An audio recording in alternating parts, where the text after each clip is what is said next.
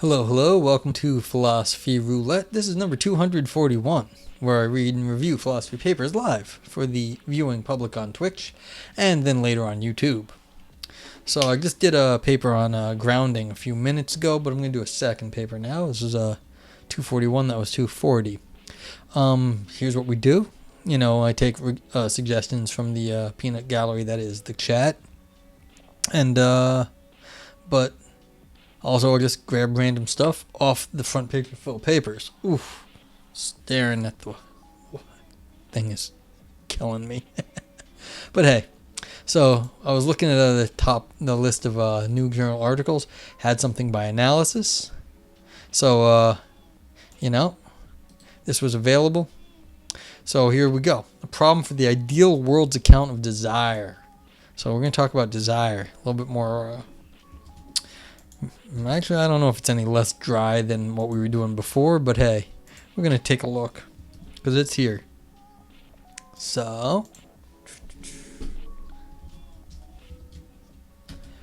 for anyone in chat, there's the link, and also if you come late, you can always type !point paper, and you will get the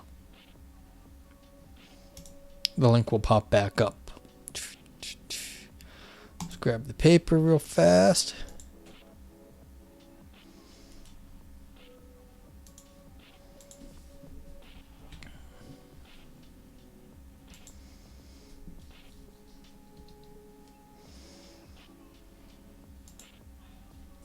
So cool. A problem for the ideal world's account of desire. Kyle Blumberg. You are from where? Do we know? This is Australian Catholic University. We do not read abstracts. Oh no, there's logic and stuff. Is it impossible to read? Okay, maybe not terrible. If there's too many symbols, these things get real hard to read. Okay. Introduction. On the standard Kratzerian analysis of modal expressions in the natural language, modals operate as quantifiers over a restricted domain of possibilities. This domain is fixed by two parameters, the modal base, which is the broad set of possibilities relevant for evaluating the modal, and two, the ordering source, which provides an ordering of the possibilities in the modal base. So basically, if we're talking about a modality, you say truth, what are the possibilities? Well, it's true or false, and the ordering source, which provides an ordering of the possibilities in the modal base. So it's like you order the options on whatever these things are. So like the modality of practical things, you can order your practical options, like do you go to the store, do you go anywhere, like do you go to bed, on what is more practical. That's what it is. Those are the range of options, and then you can order it on practicality or something. Alright, so where M is modal and QM expresses its associated quantificational force, the rough idea is that M of phi is true just in case that phi is true at QM on top of the it's true at QM of the top ranked worlds in the modal base. For instance, must phi is true just in case phi is true at all of the top ranked worlds. May phi is true just in case phi is true at some of the top ranked worlds, etc. So yeah, so if on the practical modality, so if there's something that is most practical, that's true. And if you may phi, that means it's in all the ones that are somewhat reasonable for being practical. Some of the top ranked worlds. On this view, different modal flavors, epistemic, deliberative, deontic, bouletic. Ooh, I don't know what bouletic is. I just said the practical is a everyday example. Correspond to different values of the two parameters. Sure. This paper is about the application of the Kratzerian analysis to a particular type of modal construction, namely attitude verbs of desire, for example, want, hope, wish, etc. More specifically, we raise a novel problem for this application of Kratzer's ideas. On the Kratzerian account as applied to desideratives, the relative modal base is taken to be the subject's belief set, that is, the set of worlds compatible with everything that the subject believes, and the relevant ordering is taken to be bouletic, the subject's subjective preference ordering over possible worlds. I've never actually heard this term before. That's kind of interesting. Bouletic, the subject's subjective preference ordering over possible worlds. So this is my hopes and dreams of what how I think the world exists. So all the things I believe could be the case, and then all the ones that I would rather in the ways I think the world could be. Okay. Moreover, verbs such as want are taken to express universal quantificational force. So, for instance, on this theory, Anne wants to win the race is true just in case all of Anne's best belief worlds, as determined by her preferences, are worlds where she wins the race. In short, all that's relevant for determining whether a desire report is true are how things stand at the subject's ideal belief worlds. For this reason, we will call this analysis Ideal World's Account of Desire. IWA. Yes, and if anybody's watching, please ask questions. I mean, this is analysis, so you're going to go fast through the... they're not going to spend a whole lot of time explaining everything. Basically, this is just saying, look, you're ranking the way you think the world might be according to how you want it to be, and what you want, your desires, are the ones that are at the top of that ranking. Makes sense, actually.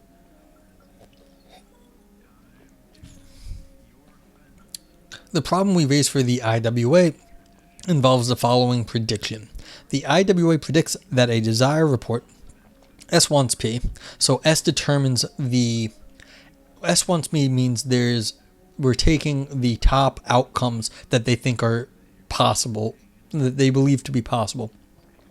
So S wants P should be true so long as there is some doxastic P possibility that is most preferred. I don't know about most preferred. That you can have like a group of things that are preferred, and you might not actually care between any of the outcomes. Like, say I both like chocolate and vanilla in equal amounts. And so the fact that the ice cream shop has both chocolate or vanilla is my absolute, it's equally preferred. So I don't know if there is a most preferred, because I like chocolate and vanilla equally. Like, maybe you can do that. All right. But let's just see what the author has to say. After all, this desirable doxastic alternative will be top ranked and it will be a P world. So in this case, all of the best worlds by S's lights will be P worlds. But we argue that this is not sufficient for a desire report to be true. For instance, consider the following case. Prisoner. Anne thinks that there is exactly one prisoner in the dock. She also thinks that this individual is either Bill or Carol, and that the prisoner might be hanged. Bill is Anne's mortal enemy, so it would be best for Anne if Bill is a prisoner and is hanged. By contrast, Carol is Anne's friend, so even if Carol is the prisoner, Anne would... So by contrast, Carol is Anne's friend, so even if Carol is the prisoner, Anne would hate it if she was hanged. Alright, so number 1 with a little hash symbol. Anne wants the prisoner to be in the dock to be hanged. 1 is unacceptable in context, as indicated by the preceding the hash mark. That's what people call infelicitous mark sometimes. If someone were to utter 1, a natural response would be no. Anne thinks the prisoner could be Carol, and Anne would be devastated if Carol was hanged. But IWA predicts that the report should be true. The best world in Anne's belief set are ones where the prisoner is Bill and is hanged. Thus, the best world in Anne's belief set are the ones where the prisoner is hanged. In what follows, we consider this problem for the IWA in more detail. We also discuss a response which appeals to a shift in the modal base, but we argue that it is ultimately unsuccessful. So for the second paper in a row, we're talking about disjunctions here. Why are there so many problems with disjunctions? I have my theories. I don't know exactly if anyone else would believe what I have to say, but there are so many problems by adding disjunctions. So, yikes. This is another disjunctive difficulty. But anyway, yeah, if anyone's just joining, I'm doing another paper, and this one is about beliefs and trying to figure out what is the best possible things to believe now. So we're talking about desires and wants. Continuing. The ideal world's account. As mentioned in section 1, the ideal world's account is an instance of Kratzer's general approach to modals. This framework is set in a possible world's approach to semantic content, where propositions are modeled as sets of possible worlds, namely the set of worlds where the propositions are true. In Kratzer's system, modals are evaluated relative to 1, the domain of worlds or modal base, and 2, an ordering over the worlds in the modal base. In applying this account to desire verbs, theorists have stipulated that the values of the modal base and ordering should be fixed as follows. The modal base should be identified with the relevant subject S's beliefs set at world W, doxastic S W, and the ordering should be identified with the subject's subjective preference ordering over the possible worlds W, curly bracket SW. Bracket SW is taken to be a strict partial order. Okay, so basically we're just ordering what your beliefs, how good you like you're just putting order on your beliefs. That's all this is here. Parameters for desire verbs. The modal base relevant for the evaluation of a desire report. For example, S wants P at W is S's belief set at W, doxastic SW. The ordering relevant to the evaluation of a desire report, S wants P at W is S's subjective preference ordering over possible worlds, WSW. So again, this is just a formalization of what we said above. You take all your beliefs and then you say, well, this is what I really want to happen, all the things you believe could happen.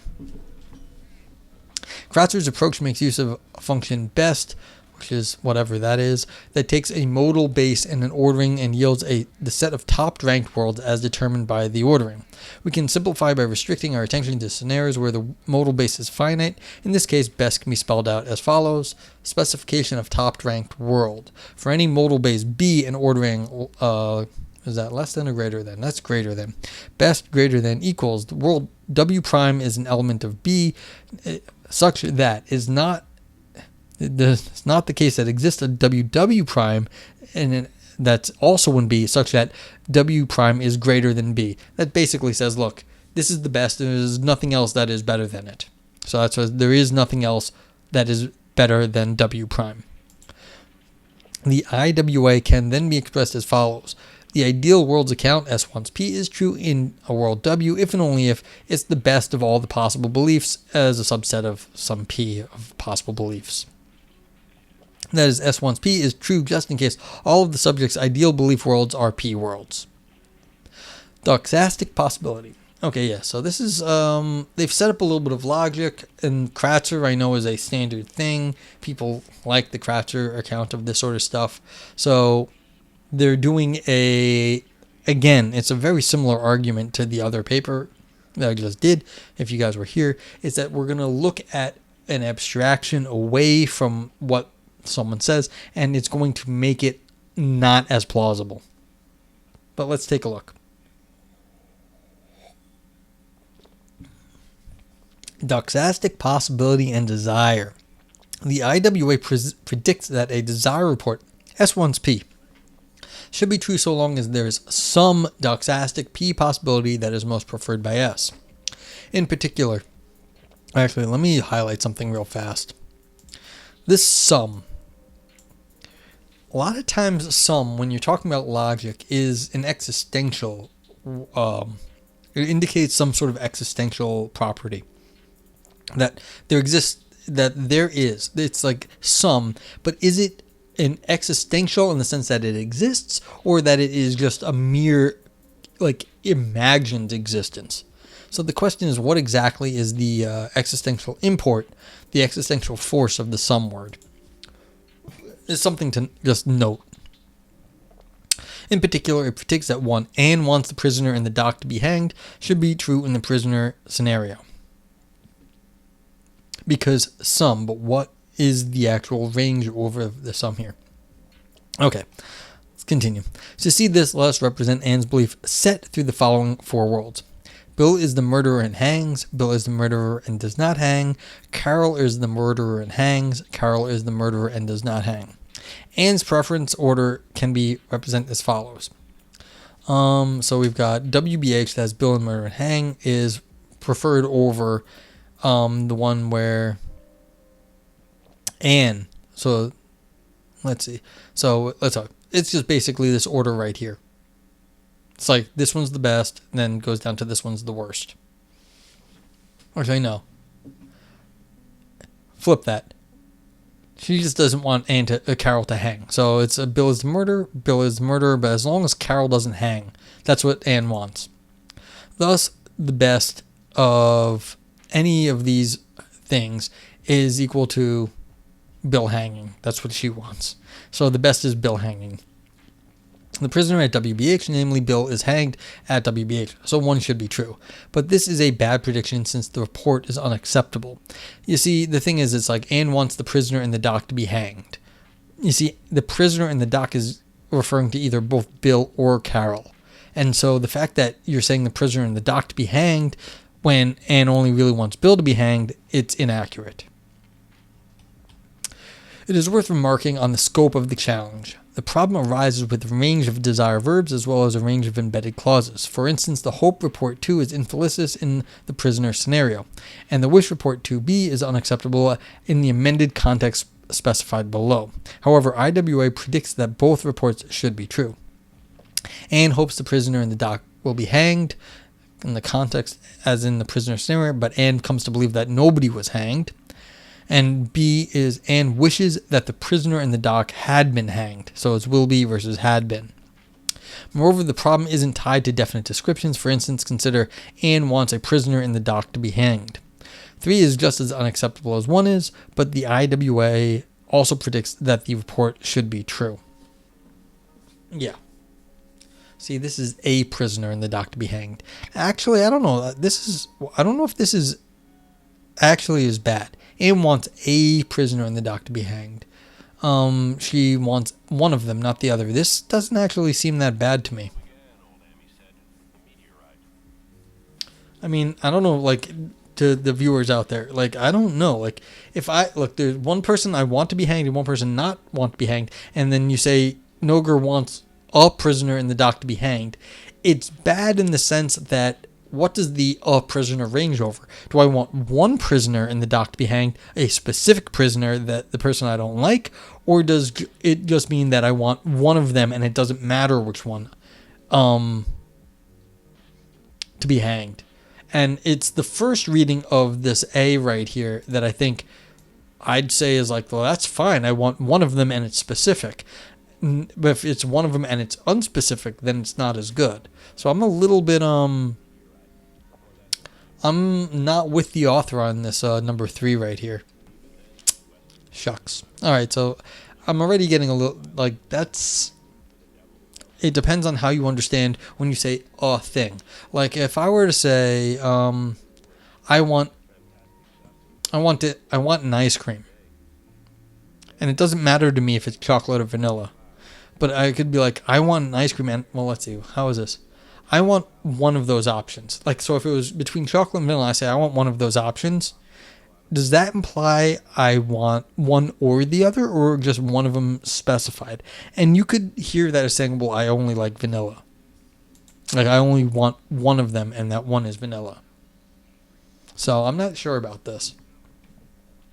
Okay, shifting modal base. Maybe this is what I'm saying. We suspect that proponents of the IWA will try to respond by giving up the idea that the relevant modal base is necessarily tied to the subject's belief set. For instance, in Prisoner, the thought is that 1 is evaluated relative to the following set of worlds. Bill is hanged, Carol's hanged, Carol is not hanged. Since in World 1, Bill is hanged is the best in the set by Anne's lights, 1 is predicted to be false. And 1 was where, like, any person is hanged is that's the outcome. But in that case, that's false because it's only that's 1 is false. Well, like, go back to 1 real fast. Where's 1? Did I miss 1? 1. Anne wants the prisoner in the dock to be hanged. Yeah, that's anyone, and so that's why it makes no sense when you only want one of them. Okay. The idea is that the modal base relevant for a want report isn't always the subject's belief set, has some independent motivation. Yeah, I mean, you could always say, look, what's going on is, like, it's in the world. It's not always what I believe. This stems from a general condition that is often imposed by proponents of the Kratzerian framework. A modal claim M5 is true with respect to the modal base B, only if B contains both phi worlds and not phi worlds. That is, phi is diverse with respect to B. Now, it has been recognized for some time, though it is often ignored, that subjects can want things that they aren't certain won't obtain, as well as things that they are certain do obtain or will obtain. So, 4A, I want this weekend to last forever, but of course I know it will be over in a few hours. B, Wu wants to be promoted, but believes he won't be. 5A, I live in Bolivia because I want to live in Bolivia. 5B, I want it to rain tomorrow, and I believe it will. These examples are perfectly felicitous, but given the diversity of condition, they would be predicted to be bad if they were evaluated relative to a doxastic modal base. Consequently, some theorists have given up the doxastic modal base. Yeah, so like you can have like sort of inconsistent beliefs, and so the fact that you can say I want this weekend to last forever, but you know it can't, means that like it's they treat it as inconsistent, and then you're saying, well, look, then you're not evaluating things according to your beliefs, but according to some other standard. I understand the motivation, so it's like, yeah, I mean, I want this weekend to last forever, but you know that's not possible. So it's like, but you can say such things, and then how do you evaluate that is really the question here. Okay, continuing. However, we don't think that appealing to shifting modal bases provides a satisfying response to our challenge for several reasons. For those who maintain that the modal base for want report isn't always the subject's belief set, still maintain it very often is. For example, Grano and Phillips Brown argue that S wants P is evaluated relative to the subject's belief set so long as P is diverse with respect to this set. But the proposition expressed by the prisoner in the dock is hanged is diverse with respect to Anne's belief in prisoner. So if Grano, Phillips, Brown are correct, there should be no shift in the modal base when we evaluate 1. Secondly, considerations against identifying the modal base with the subject's belief set don't carry over to the desired verbs such as hope. Observe that hope analogues of 4 and 5 sound incoherent. I hope that this weekend lasts forever, but of course I know it will be over in a few hours. B. Wu hopes to be promoted, but believes he won't be. I don't find this incoherent at all. I find this exactly the same. Like, this is one of the problems with me, is that I don't have the same intuitions as other people, as, like, in their lingo, I just don't even like intuitions because of this. But, like, yeah, I hope I get a promotion, but if my boss hates me, like, it won't happen. But that don't mean you can't be wrong. Like, I've been wrong before, and I'm going to be wrong in the future, so I can, have a glasses half full outlook on this thing and hope that I'm going to be promoted. Not going to happen, but I can hope. Like, there's nothing inconsistent about the hope. I find that very odd that people are so tied to, like, their semantics sometimes. And you hope that this weekend lasts forever. Again, in the metaphorical sense, like, it seems fine. And I don't see how I want this weekend to last forever is any different. Like, both of them are completely ridiculous in terms of, like, temporality. Like, they're both ludicrous. So why is one better than the other? Like, I don't understand that at all. It's like, well, this infinity is, like, smaller than that infinity. That has nothing to do with, like, weekends or anything. Like, what is... Yeah, I don't understand. Okay, continuing. Let's just assume the people actually do believe this stuff. But as we have seen, hope reports raise just as much of a problem for the IWA as want reports do. For example, Anne hopes that the prisoner in the dock will be hanged is also unacceptable in the prisoner scenario. That's fair. Finally, note that such a report as 8 is easily heard as true in the prisoner scenario. Anne wants the prisoner to be Bill and for Bill to be hanged. Yeah, so if you specify, that's fine. Thus, 8 must be evaluated relative to a modal base whose best worlds are ones where Bill is the prisoner and hangs. Assuming that modal bases are kept fixed when we evaluate conjunctions, we would expect then 9 to be perfectly acceptable. Anne wants the prisoner to be Bill and for Bill to be hanged, so she wants the prisoner to be hanged. But it isn't. In particular, the second conjunct still sounds bad.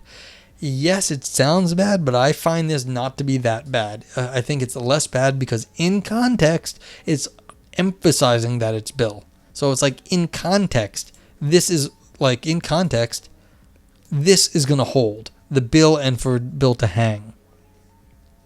So, yeah.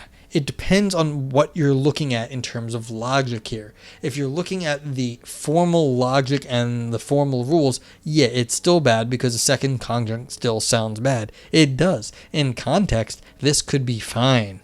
Like, people understand what is going on if you were to say this. It might sound a little odd, but it isn't really that bad. It's like Anne wants the prisoner to be Bill and for Bill to be hanged, so she wants the prisoner to be hanged. It's like, bad, yes. How bad, though? Not so sure. In summary, we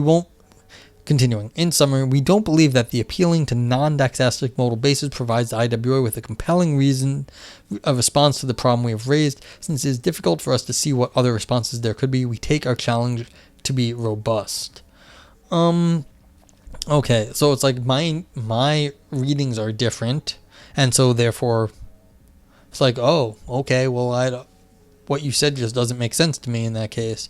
But like, to be fair, yeah, I think basically the idea that there's a question about what's going on here is a legit question, because most of these things do sound weird and you have to find out why. Now, how wedded are you to certain readings of certain statements? I tend to be permissive if I understand what's going on. And so I'm less fussy about this. I understand other people are less fussy. They need it to work the way they understand. That's not me.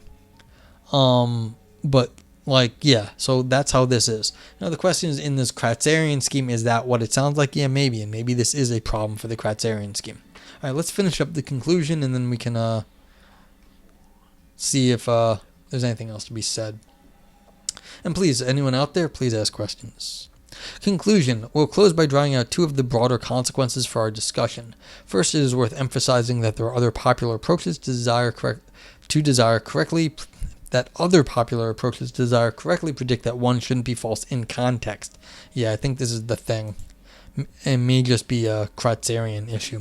For instance, on Heim's comparative desirability account, S wants P is true just in case for each of S's beliefs worlds W. S prefers the closest P world to W to the closest not P world to W. Yeah, so this is a different ranking scheme is basically what it is, and therefore you can knock out more of the options, I guess, in a different ranking scheme. So it is plausible that the closest world to WCH where the murderer hangs is just WCH itself, and in the closest world to WCH where the murderer does not hang is WC not H. In that case, since Anne prefers WC not H to WCH, one is predicted to be false, and on Levinson's 2003 decision theoretic analysis, S wants P is true just in case the expected value of P for S outweighs the expected value of not P. Granted the plausible assumptions, the expected value of the proposition expressed by the prisoner is hanged has far lower expected value for Anne than the proposition expressed by the prisoner is not hanged in prisoner. So one is also predicted to be false on Levinson's account. Thus, examples such as one provide support for comparative desirability and decision theoretic approaches over IWA. Finally, consider the following detail in the logic of desire. The IWA makes desire closed under entailment. That is, it validates the following. Closure. If P implies Q, then S wants P implies S wants Q. Yeah, so you got like a modus ponens thingy going on here. Proponents of the IWA have argued that validating closure is an important good-making feature of their analysis. Its key explanatory benefit is that it explains why certain conjunctions of the form S wants P but S doesn't want Q are unacceptable when P entails Q. So 10, a little infelicitous sign. Anne wants to paint her house green, but she doesn't want to paint her house. B, Anne wants a ham sandwich, but she doesn't want a sandwich. C, Anne wants to go on a free trip to Paris, but she doesn't want to go on a trip to Paris. However, our discussion in section 3 indicates that this argument is too quick. Observe that a conjunction such as 11 is perfectly acceptable in the context of prisoner. Anne wants the prisoner to be Bill and for Bill to hang, but she doesn't want the prisoner to be hanged. This suggests that closure isn't valid after all. What remains to be explained is why examples in 10 are unacceptable. We leave this as a topic for future inquiry. Okay, this is again getting back to the old, what the heck is going on in logic point? Because if you can, like, once you start getting into a string of like, if this, then that, then that, then this, and that, then that, and then you go from the first implies the last, it seems like there's sometimes a disconnect. And that's what we got here. Anne wants to go on a free trip to Paris, but she doesn't want to go on a trip to Paris. And this, you might actually relate this all the way back to Moore's paradox. It's raining, but I don't believe it to be. So there's a different modal. Instead of it being a belief modal, you're talking about want modal. Anne wants a ham sandwich, but she doesn't want a sandwich. So it's like Anne believes that it's a sandwich, but she doesn't believe it. But it is not a sandwich. It's like, well, what's going on here? So under their scheme, you want to say, look. Yeah, like you want to say, look, you want to say why certain conjunctions hold, they're unacceptable, but then like, yeah.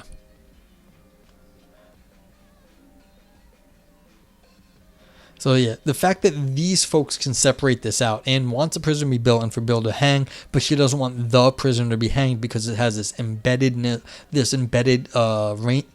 quantifier, like want the prisoner. So this is a quantifier over whatever prisoner to be hanged because that includes her friend Carol and there. Then so it shows that they can at least handle embedded quantifiers better than the other account. So okay, fine. Now the real thing here is like, what is the Kratzerian view, and is this like only relative to the Kratzerian view? Maybe. I don't know Kratzer well enough, but it is a very standard account. So I can't guarantee the their account of Kratzer. So again, I have a slight problem here because I find this example. Anne wants the prisoner to be Bill and for Bill to hang, so she wants the prisoner to be hanged. This embedded modal here, this embedded quantifier, the prisoner, is hard because what we're talking about is intentional versus extensional beliefs. Intentional versus extensional, not beliefs, but objects.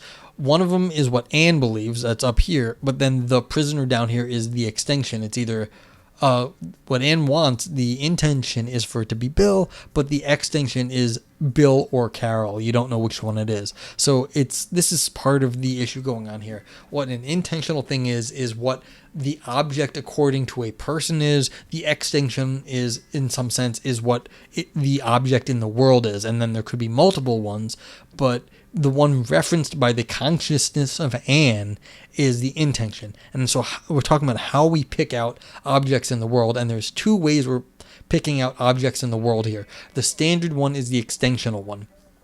And so you're saying, well, the quantifier is picking out two objects, but in this one, when you're specifying Bill, then you're only picking out one object.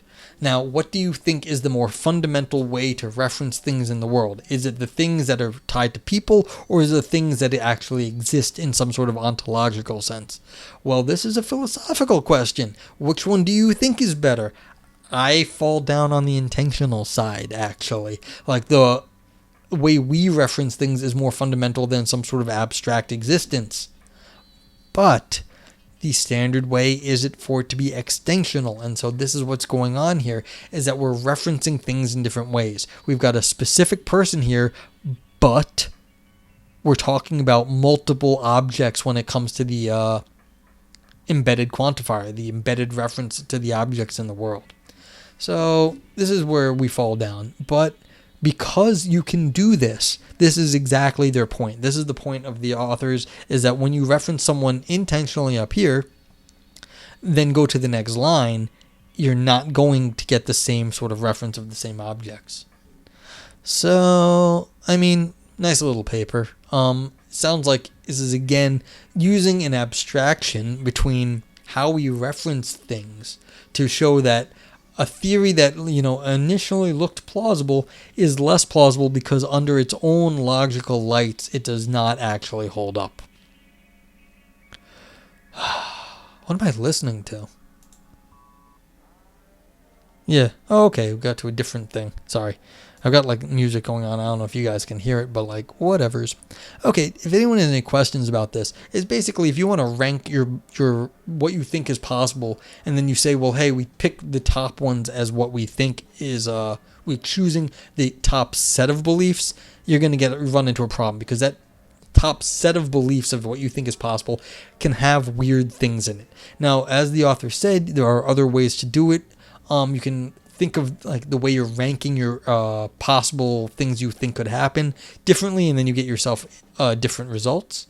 But then the other ones might have trouble too, but that's not really their problem here. You're just doing your most preferred ones, and then you have to adjudicate between your most preferred ones, and they showed that there's still an ambiguity there under the Kratzerian account. So that was that. A little bit of logical fun to talk about the way you could, formalize desire. Do you want to talk about all your preferred worlds, or do you want to talk about it in terms of like all your preferred worlds and also the ones that you don't prefer? So, and once you knock out the ones you don't prefer, then you might get the ones you actually really don't want out of there, and then you're okay. But then, as they said, then you get other problems. But yeah, okay, I think that'll be it for now. Way too much philosophy, not enough wine. But if anyone has any questions, this is your last opportunity to ask me now, or hold your peace.